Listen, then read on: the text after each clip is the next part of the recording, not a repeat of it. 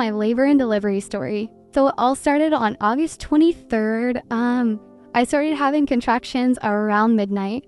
It was about 12:20 when I started having contractions. They were coming pretty consistently and pretty strong, and so I decided to time them.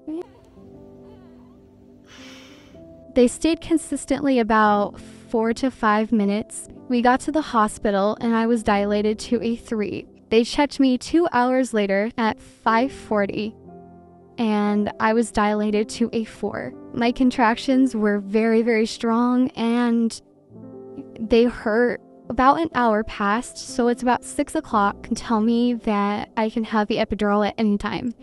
At that time, I wanted it right now, right then. I said, right now.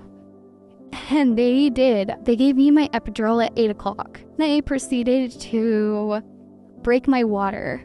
And honestly, I didn't feel it because of the epidural, but they were like, did you feel that? And it was a big gush. And I was like, I didn't feel a thing. I honestly don't know how women do it completely natural. At 8 o'clock, I was still dilated to a 4. And they also said that if I was not dilated in the next hour, that they would give me Pitocin. So after that, after they had given me my epidural and everything, I decided to take a nap.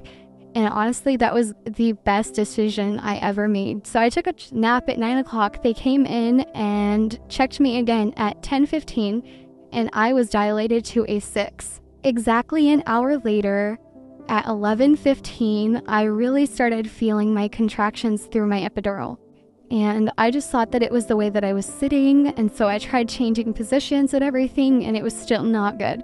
So I had the anesthesiologist come back in, and he puts another dose into my IV. At that point, I decided to take another nap.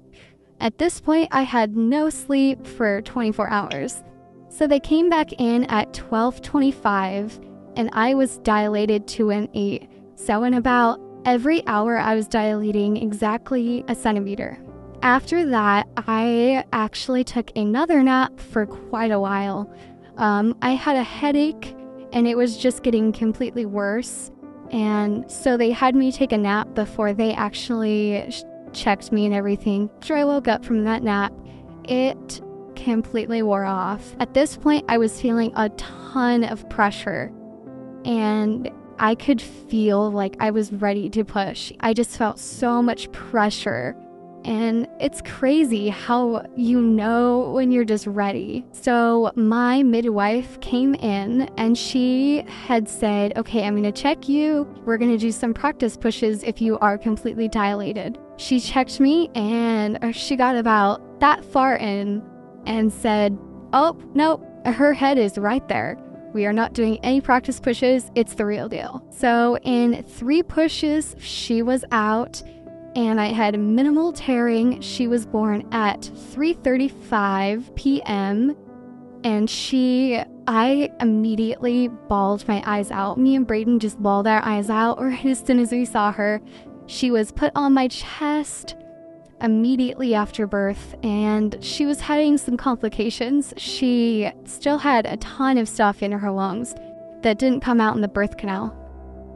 And so she had a ton of stuff in her lungs. They were trying to just squeeze it out with the little sucker, but they had to take her over and actually put a tube down her throat and suck out all the stuff in her lungs. So I didn't actually get to hold her for very long before they actually did that. We did do delayed cord clamping, and I am so happy that I did. She was 19.5 inches, and she was exactly 6 pounds. I did have minimal tearing in the labia area, and it was just a tiny tear. And honestly, my labor went so smoothly. Right as soon as they checked me and everything, we had texted our families and everything that we were ready to have a baby.